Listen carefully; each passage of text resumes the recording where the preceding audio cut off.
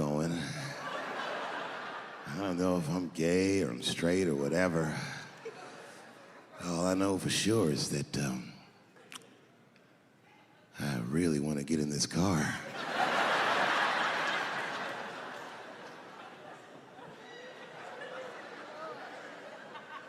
And they make him get in and sit in between the B's and the T's. I feel bad for T's, but they're so confusing. And it's not all my fault. I feel like they need to take some responsibility for my jokes. Because I didn't come up with this idea on my own, this idea that a person can be born in the wrong body, but they have to admit that's a fucking hilarious predicament. It's really fucking funny. And if it happened to me, you'd laugh, wouldn't you? That wouldn't be funny if it happened to me? I think it would be. What if it did? What if I was Chinese, but born in this nigger body? That's not funny. And for the rest of my life, I had to go around making that face. Hey everybody, I'm Chinese! And everyone get mad. Stop making that face. That's offensive. What? This is how I feel inside.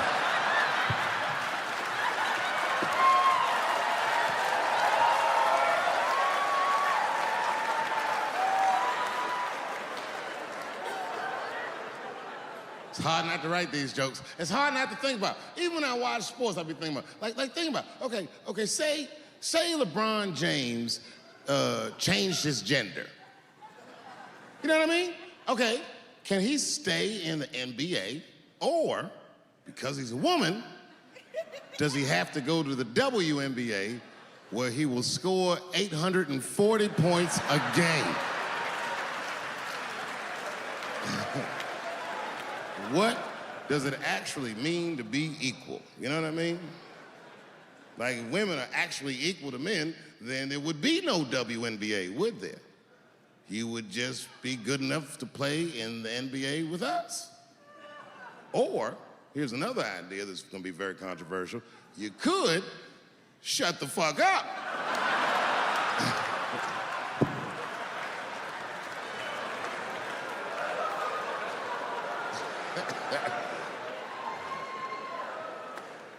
I'm sorry, ladies, I got a fucking Me Too headache. Y'all is killing me right now.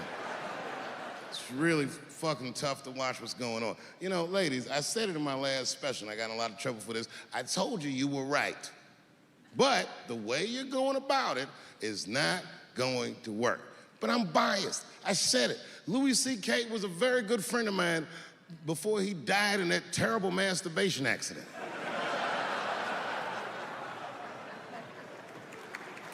And it was his room. You read the story. He was masturbating in his own room. That's where you're supposed to masturbate. And then he said, hey, everybody, I'm gonna pull my dick out. Nobody ran for the door or nothing like that. They all just kind of hung out like, I wonder if this guy's serious.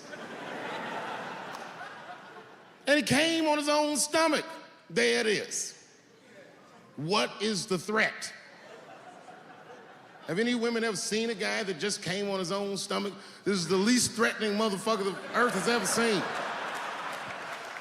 All you see is shame in their face and cum dripping down like pancake butter.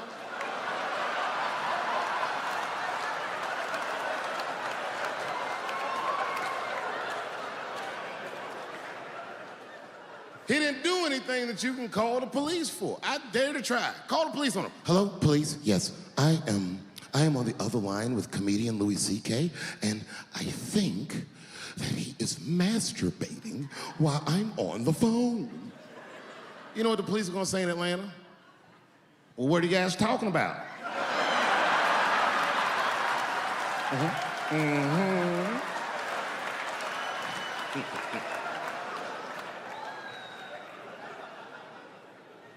They ruined this nigga's life, and now he's coming back playing comedy clubs, and they acting like if he's able to do that, that's gonna hurt women. What the fuck is your agenda, ladies? Is sexism dead? No, in fact, the opposite happened. I said it was gonna get worse, and they said I was tone deaf. But 8 states, including your state, have passed the most stringent anti-abortion laws this nation has seen since Roe v. Wade. I told you. I told you. I'll be real with you, and I know nobody gives a fuck what I think anyway. I'm not for abortion. Oh, shut up, nigga.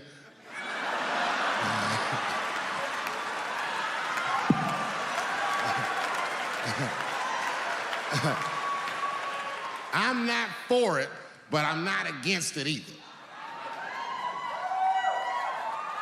It all depends on who I get pregnant.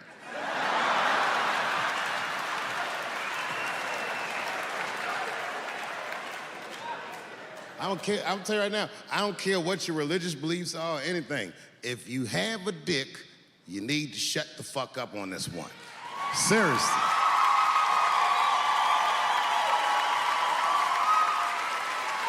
This is theirs.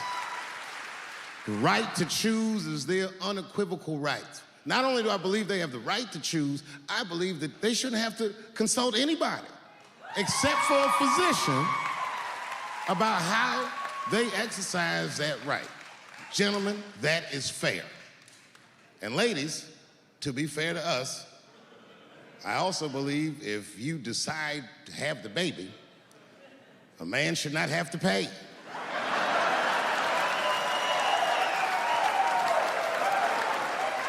That's fair. If you can kill this motherfucker, I can at least abandon him. It's my money, my choice.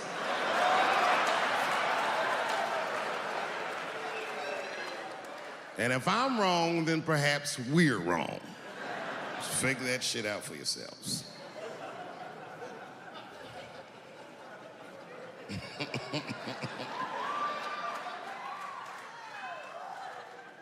I mean, really, y'all, what the fuck are we doing?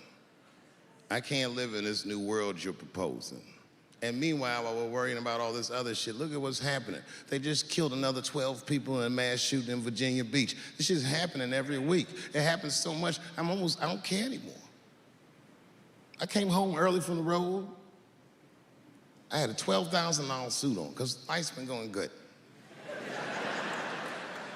And I got home early, and dinner was cooking. You ever come home when dinner's cooking? Doesn't that smell good? And my son saw me, and he was like, Dad's home. And he got up from the table and ran over to give me a hug, but he had chicken grease all over his face. So I stiffed on him like, yo, my man.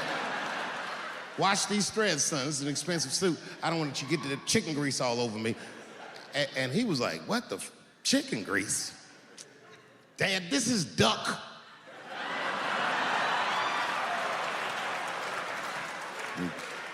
A tear came out of my eyes. I never dreamt I'd do so well in life that I'd raise a nigga with duck grease all over his face.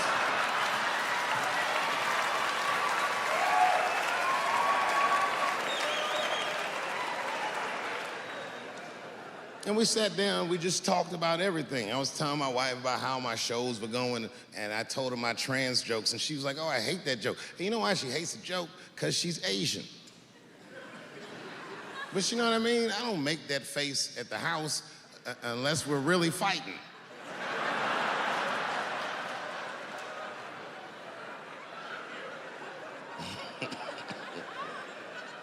And me and her, like, we weren't arguing, but you know what I mean? She was just like, you need to stop doing that. And then I tried to change the subject. I go, how is school going, boys? And my sons tell me, well, we didn't have school today, technically. I'm like, well, what's going on? He said, well, there was like a school shooting drill. I never heard of this. You know what this is? They have drills that they make kids do where they practice what to do if somebody comes to shoot up their school. I'd never heard that before. I was like, what the fuck? Then I had to tell my sons the truth. I didn't want to tell them this shit. Son, listen to me. Fuck that drill. If somebody comes to your school and wants to shoot it up, I'm just gonna be honest with you. You probably gonna get shot, nigga. I'm just being real. You got a famous dad. I talk a lot of shit. They gonna be gunning for you, little buddy. Just stay low and run in a zigzag pattern, and don't try to save anybody, son. Do you understand me?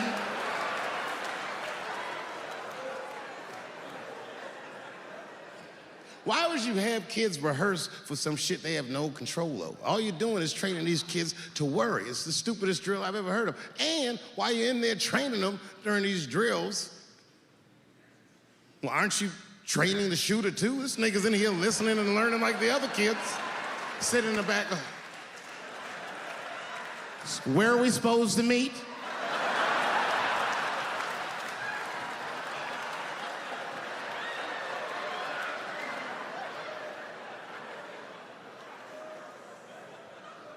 If you're a parent, this shit is terrifying. This shit is real scary. All the parents is looking at each other crazy. Because we know as parents that one of us is raising the shooter. Just don't know which one of us it is. All we know for sure is that if you're a white parent, the chances that it's you exponentially higher than the rest of us. Shooting up school is a white kid's game. It's fucking crazy. You know, I hated school too. It never occurred to me.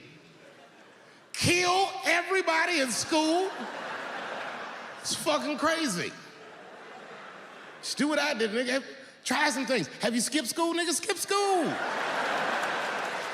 Take a walk and meet some other kids. Fuck school, nigga. Try drugs. Have you tried drugs out, nigga? That might...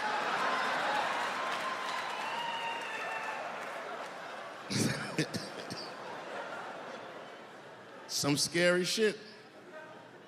I've given this a lot of thought.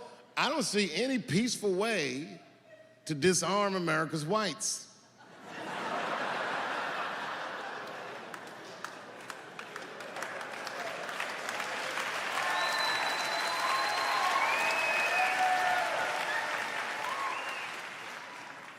There's only one thing that's gonna save this country from itself.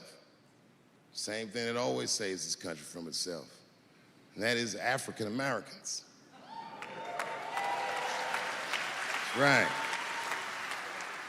And I know the question that a lot of y'all have in your minds is, anyone that knows anything about Ohio knows that even the word Ohio is an old Native American word. It means literally land of poor white people. Details. Now I'm back in New York, but my rent is paid, thank God. And I have $60 to my name. And a woman that I had met in Pittsburgh, a bad Dominican bitch,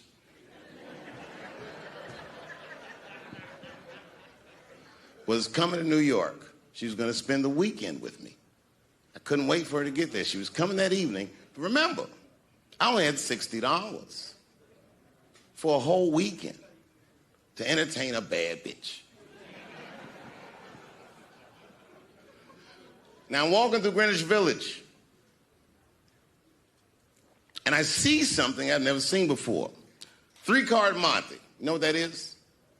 Yeah, the guy had the whole thing. The table was set up, and he had the 3 cards, and the crowd was hooting and hollering, and he was like, find the red card, find the red card, and people were playing. Sometimes they win, sometimes they lose, but it was really exciting, and I'm standing there watching it, and I noticed while I'm watching them play this game that the red card, the one you're trying to find, had just a little bend on the corner.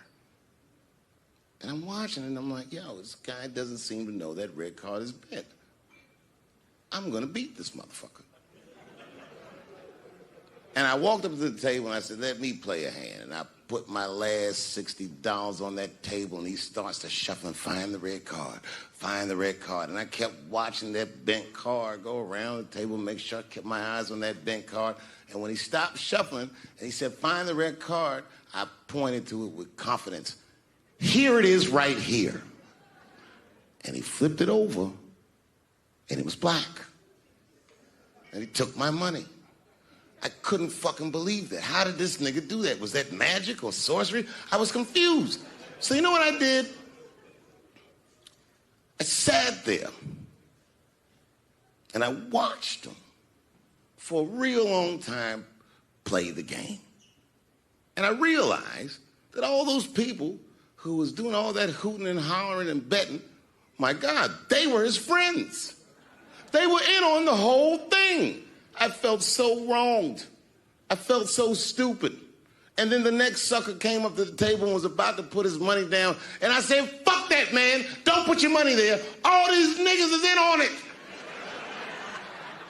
It's a trick. And when I said that, the guy that was dealing, and this motherfucker was huge, snatched me up by my collar. Feel how strong he was when he grabbed me. I was a skinny little guy. And he was gonna maul me. And the only reason he didn't, I'm sure, is because he saw the fear in my face. And that fear, he looked at me. I saw his eyes go from hard to soft. He softened. Then he looked at me like the way a father would look at a child. And he said to me, young man, don't ever come between a man and his meal. I never forgot that either. Most niggas would have to run the streets for years to learn a lesson that profound. It took me 2 seconds. Never get between somebody and their paper. Taking a man's livelihood away from him is akin to killing him. Do you know why Prince, the famous rock star that was a friend of mine, do you know why he called himself the artist when he came back? He calls himself the artist because that's what they call us in our contracts. Oh, these contracts are crazy. You should hear the terminology they say in these contracts. To use your name and likeness in perpetuity throughout the universe. Who the fuck could possibly know what that means? Nobody does. It's so complicated, in fact, that when you're a kid like me, you have to hire somebody to tell you what that means. And you sit down at a table and you do the contract game. And that's how I got with Comedy Central. I signed the contract. But I signed the contract the way that a 28-year-old expectant father that was broke signs a contract.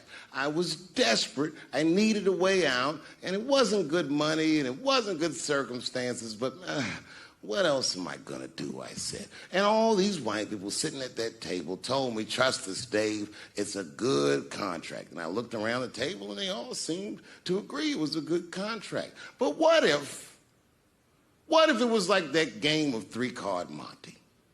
What if they were all friends and I didn't know it? And the bag of money was Iceberg's money in the first place. What was I talking about? What was I trying to tell you?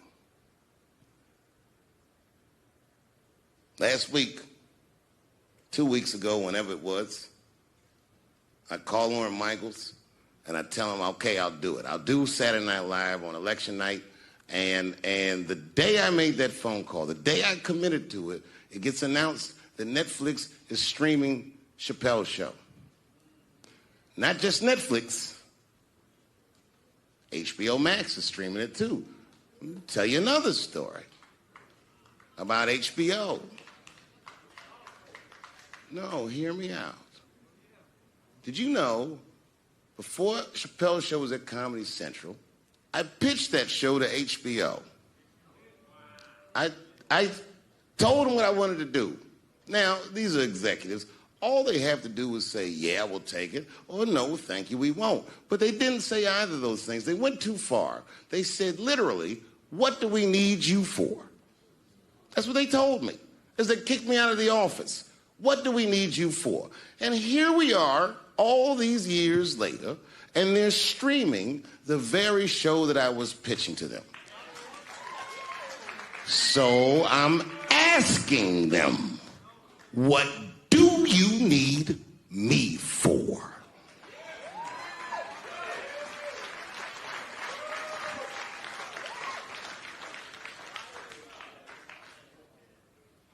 People think I made a lot of money for Chappelle's show. When I left that show, I never got paid. They didn't have to pay me because I signed the contract. But is that right? I found out that these people were streaming my work, and they never had to ask me, or they never had to tell me. Perfectly legal because I signed the contract. But is that right? I didn't think so either.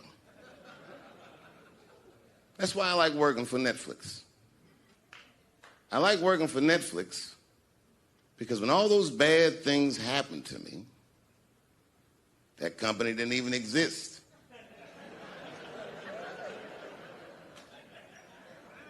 And when I found out they were streaming Chappelle's show, I was furious. How could they not know? So you know what I did?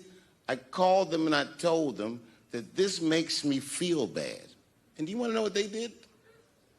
They agreed that they would take it off their platform just so I could feel better.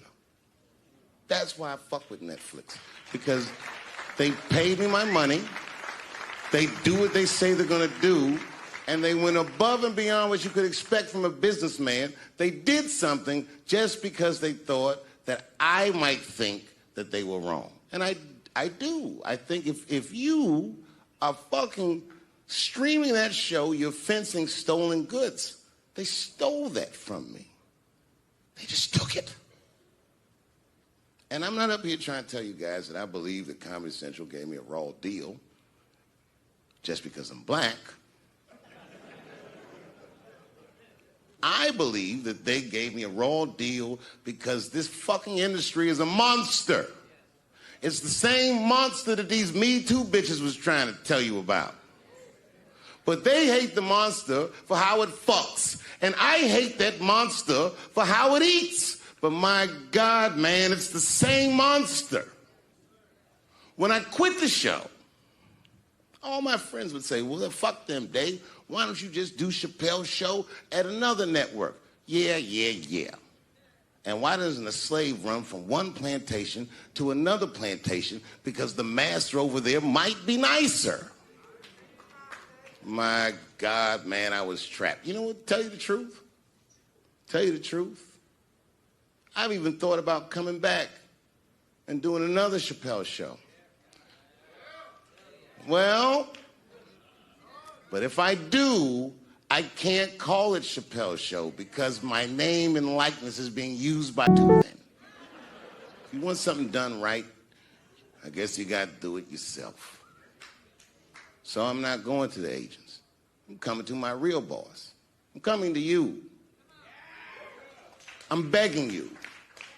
If you ever liked me, if you ever think there was anything worthwhile about me, I'm begging you, please don't watch that show. I'm not asking you to boycott any network. Boycott me.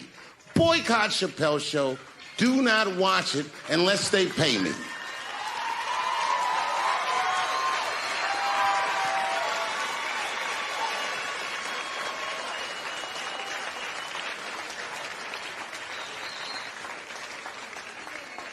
If you're a shareholder at Viacom, then I'm talking to you.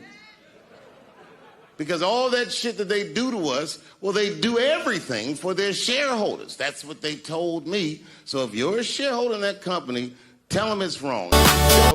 It's not funny because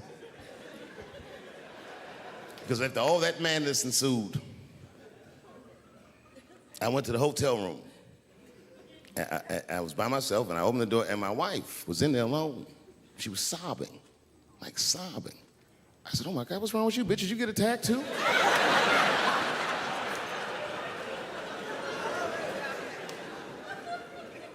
And she's crying, she said, oh my God, David. She said, if you had died tonight, me and the kids would have nothing.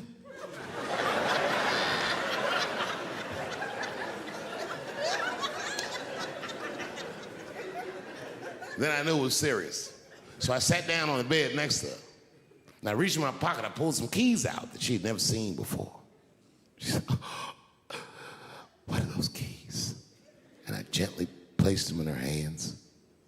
I said, sweetheart, those are the keys to my safe deposit box. God forbid anything ever happen to me. But if it does, don't even worry about it. You and the kids have everything you need in that box. I've already taken care of it. And she was looking at them keys, and I could see her mind realize what we were actually talking about. And then she just started crying harder. And to be honest with you, that made me cry a little bit too. And we hugged each other real tight.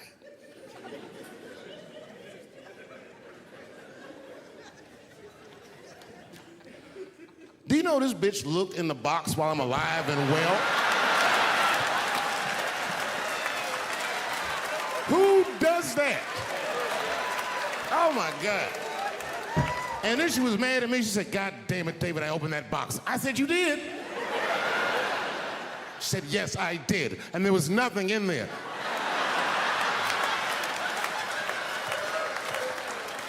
I said, nothing? Oh. She said, nothing except your stupid joke book. I said, whoosh. I said, well, sweetie, look. If you tell those jokes exactly how they're written, you and the kids should be fine. They're really good jokes.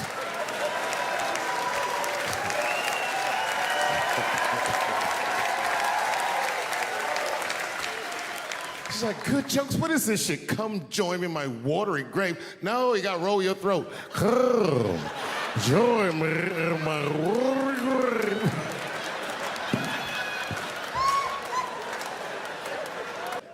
I've been married a long time. I have, man. You know, I talk a lot of shit about my wife, but I love her very much. In fact, you know, you guys wouldn't believe this about me. I'm a jealous husband. It's true. Yeah, let me tell you something. One time I thought my wife was cheating on me. Yes, nigga, yes. That was one of the worst days of my fucking life. I couldn't take it. And I'm embarrassed about it now, but I can talk about it. You know what I did? It's fucked up, but I did do this. I waited. I waited for her to fall asleep. And when I waited a long time, she's Asian. I couldn't tell if she was asleep or not. I was looking at her.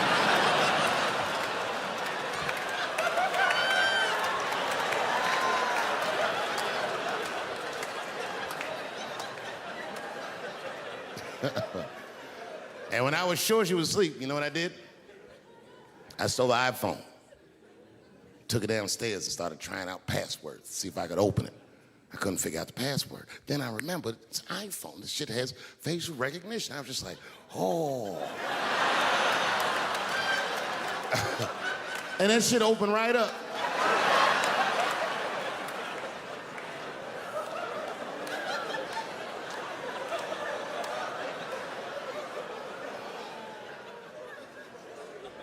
And I saw a text message in there from a fella named Earl. I don't know anybody named Earl. I woke her up out of her sleep. I said, wake the fuck up. Who the fuck is Earl? And she said, David, what are you talking about? Oh, don't you play dumb with me, bitch. I done opened your phone. Who is Earl? And she said, oh my God, David. That's gay Earl from the hair salon. I said, word, what am I, a dummy? How am I supposed to know this nigga is gay? And she was calm. She said, read his text and look at his pictures. I started reading the text. This fella sure does spell girl with a U a lot. And I switched over and looked at his pictures, and I couldn't believe it. This fella looked gay and still pictures. His mouth was open in every shot.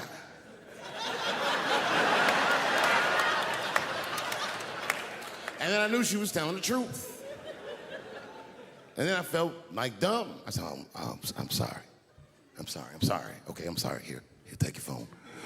I'm sorry. Just go back to sleep. I am sorry. I guess I just been insecure because all this cheating I've been doing. Good night.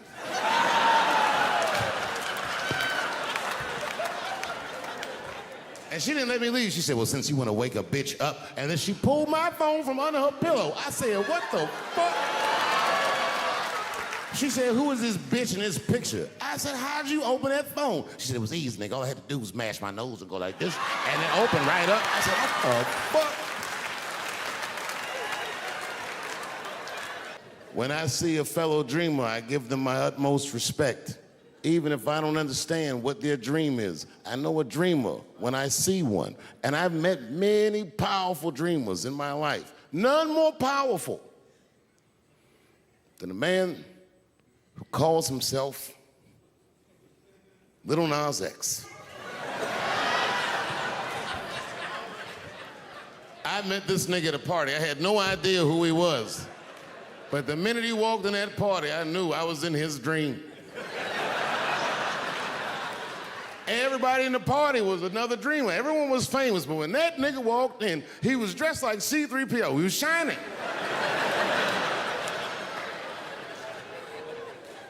And everyone was like, oh my God, there he is. That's Lil Nas X. I didn't know who he was. And for some reason, out of all them dreamers, he walked right up to me.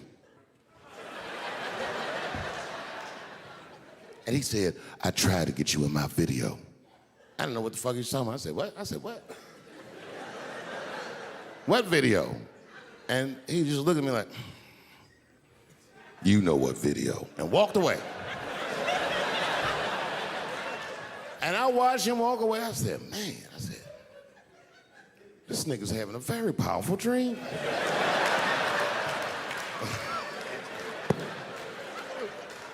You know what it reminded me of? It reminded me of when we was in grade school. Remember in grade school, the teacher would ask everybody what they want to be? Timmy, what do you want to be when you grow up? And Timmy acted like he had an idea. He'd stand up, he'd say, I want to be a fireman. And the teacher would say, Timmy, that is a beautiful dream. But Timmy didn't mean it. Timmy said he wanted to be a fireman because deep down, Timmy's attracted to fire. And by the time he's 14 years old, this nigga's a full-blown pyromaniac, playing with kerosene and matches like a goddamn expert. And then one night, he goes downtown with his buddies, fucking around with fire, and burns a warehouse down. And he doesn't know it, but there's 13 migrant workers from El Salvador, and they're in that motherfucker. They get trapped, and then they die in the fire. Isn't that a tragedy? It was an accident. He's only 14 years old, but he's black. So they try him as an adult. And Timmy ends up spending the rest of his life in jail. Dream deferred. Burp, burp.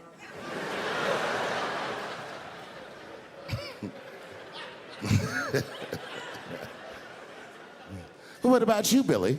Billy, what do you want to be when you grow up? And Billy stands up and he says, I want to be president of the United States. And the teacher says, oh my God, Billy, that is a wonderful dream. And Billy means that shit. Billy does everything right. That motherfucker gets his grades up.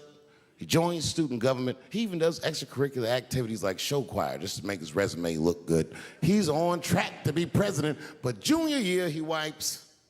When he's 16, he gets his girlfriend pregnant and has to drop out of high school to make ends meet. But lucky for him, the local Walmart's hiring. By the time he's 20 years old, this motherfucker makes assistant manager at Walmart. He's the youngest one in the district. He says, oh my God, if I can keep this up for 4 more years, I could be a manager. And if I can keep this up for 6 more years after that, I could even be a regional manager and have as many as 3 Walmarts under my control. And he's a big picture guy. He sees where this path is going, so he kills himself.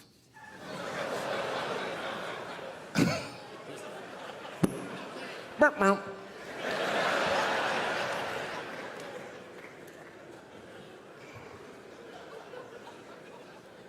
Well, what about you? What do you want to be when you grow up?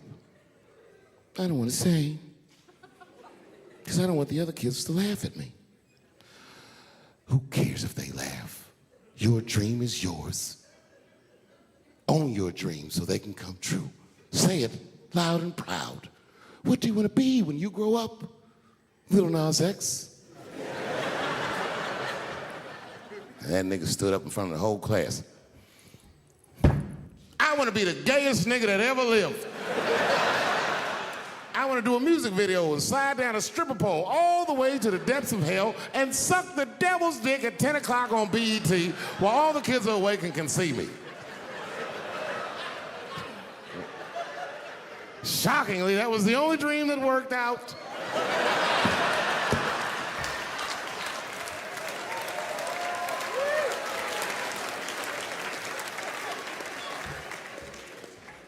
that's why I'm here tonight in the city where I built the dreams that I live. Because I wanted to tell you all that they came true. And I wanted to thank you all for making the man that I am today.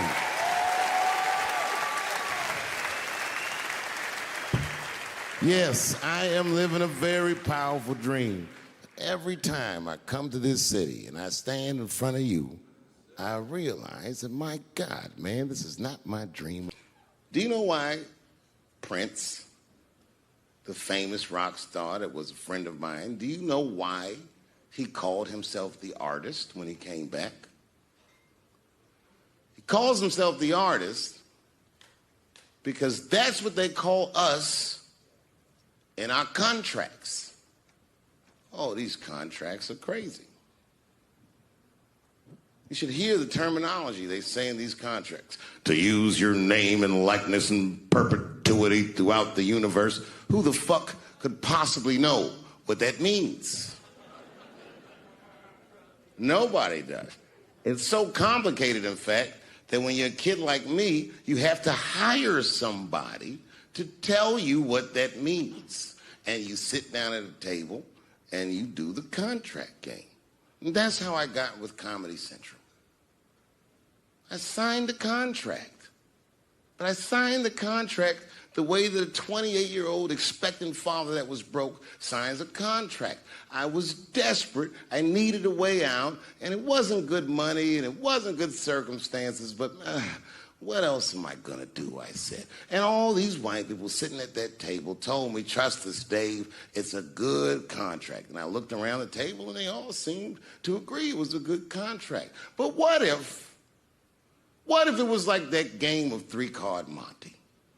What if they were all friends and I didn't know it? And the bag of money was Iceberg's money in the first place. And ever since he did that lecture, I listened in his class intently. He was one of the only guys that I would always get straight A's from because I worked very hard, not to get his approval, but to avoid his disapproval. When we were coming up, they had a thing called juries. I don't know, do they still do juries? Juries is when all the department heads give you a piece to work on and they sit there and they make you perform the piece, and the criticism is brutal. We were kids. We didn't understand that they were preparing us for a hard world ahead. If you wanted a profession in art, they would tear us to shreds.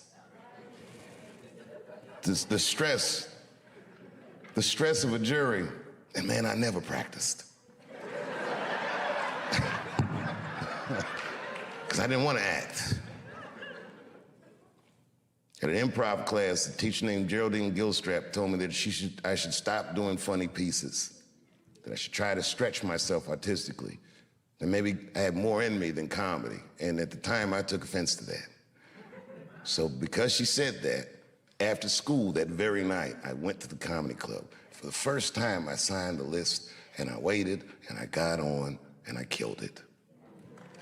Killed it. Must have been 35 years ago, night after night. I killed it. I'd show up with the... Last week, 2 weeks ago, whenever it was, I'd call Lauren Michaels, and I'd tell him, okay, I'll do it. I'll do Saturday Night Live on election night, and the day I made that phone call, the day I committed to it, it gets announced that Netflix is streaming Chappelle's show. Not just Netflix. HBO Max is streaming it too. Let me tell you another story about HBO. No, hear me out. Did you know, before Chappelle's show was at Comedy Central, I pitched that show to HBO. I told them what I wanted to do. Now, these are executives. All they have to do is say, yeah, we'll take it, or no, thank you, we won't. But they didn't say either of those things. They went too far. They said, literally, what do we need you for? That's what they told me. As they kicked me out of the office. What do we need you for? And here we are, all these years later, and they're streaming the very show that I was pitching to them. So I'm asking them, what do you need me for?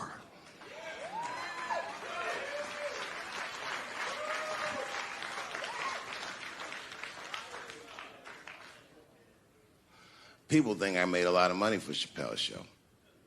When I left that show, I never got paid. They didn't have to pay me because I signed the contract. But is that right? I found out that these people were streaming my work, and they never had to ask me, or they never had to tell me. Perfectly legal because I signed the contract. But is that now it's their turn? This is their first nigga lesson, and I'm honored to give it to them. They're gonna pay me for this show.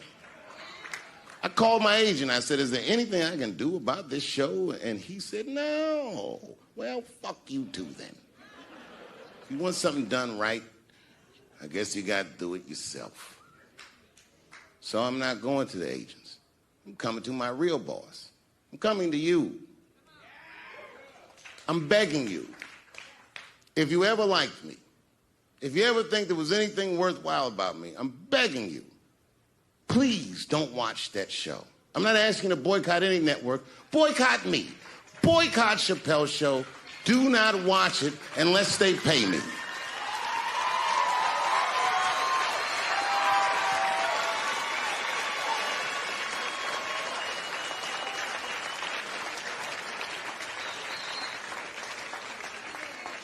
If you're a shareholder at Viacom, then I'm talking to you. Because all that shit that they do to us, well, they do everything for their shareholders. That's what they told me. So if you're a shareholder in that company, tell them it's wrong. And if you don't believe that it's wrong, then fuck you too. You should know what's in the hot dogs you eat. Now, there's probably a bunch of people at Comedy Central and Viacom and all these places that have no idea what I'm talking about. They've all either quit or been fired or got Me Too'd or something. Them niggas is gone. And there's a whole bunch of new young people there, and they're probably looking like, what is he talking about? They may not actually know what the fuck happened to me. So I'll tell you what I'm talking about. Go downstairs to your accounting department, open the books, see what that show made, and look at what you paid me. That's exactly what I'm talking about. You're going to pay me. I am inviting you to come with me and work with me. And let's fight against that terrible, terrible feeling that you made me feel together. We can fight together and work this thing with Chappelle's show out. Or I can just take it. Thank you.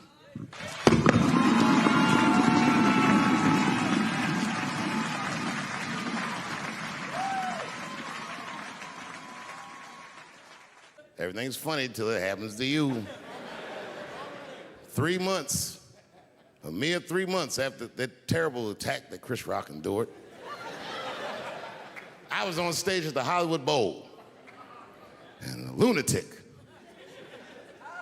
jumped out of the crowd and attacked me. Now, I gotta tell you, if it happens to you, you don't even know what the fuck is happening. It was like slow motion. I just looked over. I don't know this nigga. And I just looked and said, oh my God, I'm being attacked. And this motherfucker was ragged. He jumped at me. He was like, I'm old, but I'm fast. I caught this motherfucker's head with my hand and pulled his hoodie over his eyes. I can still feel his head in my hand. It was spongy. He had been growing dreadlocks. Not the beautiful dreads that Rastafarians grow. These were accidental LA homeless dreads. This shit had leaves and sticks and bottle caps and shit in it, some kind of grease. I was like, ugh, like this, and then I fell down. And he knocked me all the way on the ground. And I was like, man, this is a bad situation. I don't know if I'm gonna die or what's gonna happen. But in that moment, of vulnerability, you know what occurred to me that had never occurred to me before in my life? In that moment, it occurred to me that bodyguards should not wear dress shoes to work. Travis. This nigga Travis came out slipping and sliding on some kind of beautiful loafer and fell flat on his back. Bop. I said, oh my God. Now both of us are down. I gotta handle this shit myself. So I popped right back, boom. And then the kid that knocked me down, he popped out, boom, and we looked at each other and realized at the same time, I was bigger than him. And that motherfucker took off running. And I started to chase him, and I said, fuck him. I picked the microphone up. I said, I'm gonna finish this show now. That's right.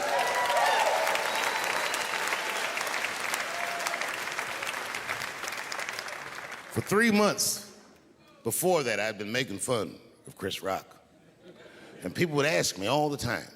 They'd say, Dave, what would you do if you were Chris Rock and Will Smith slapped you in the face? And to this day, the answer is the same.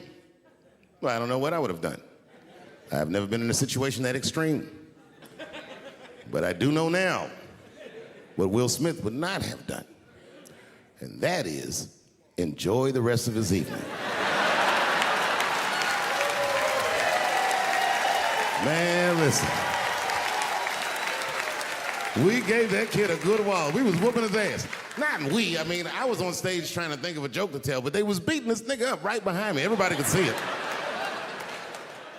Everybody could see it. And I'm sitting up there trying to think of what to say. And I'm tongue-tied. Me, of all people, can't think of anything to say. Look at my karma. Just that moment. Of all the people in the world, Chris Rock walks from backstage, walks up to me in front of 20,000 people, grabs the mic out of my hands and looks at the crowd and goes, was that Will Smith? Man, motherfuckers fell out of their chairs laughing. I was standing there looking stupid. I was fucking furious, because I'm thinking in my mind, nigga, this is my attack. You got attacked 3 months ago. Now you have jokes. So I snatched the mic back from Chris and tried to get one off, but my shit did not go good at all. I didn't know what to say. I was just like, it was a trans man. And the crowd was like, boo. It's LA, we like trans people, boo. I know, I felt so bad. I felt so bad. But I know why I did it. You'd have to be there to understand, but man, when that guy tackled me, it was like it's like a movie or something. You gotta picture this. Picture a famous person you like. Every famous person you could imagine was at that show. It was like the biggest night that Hollywood had ever seen.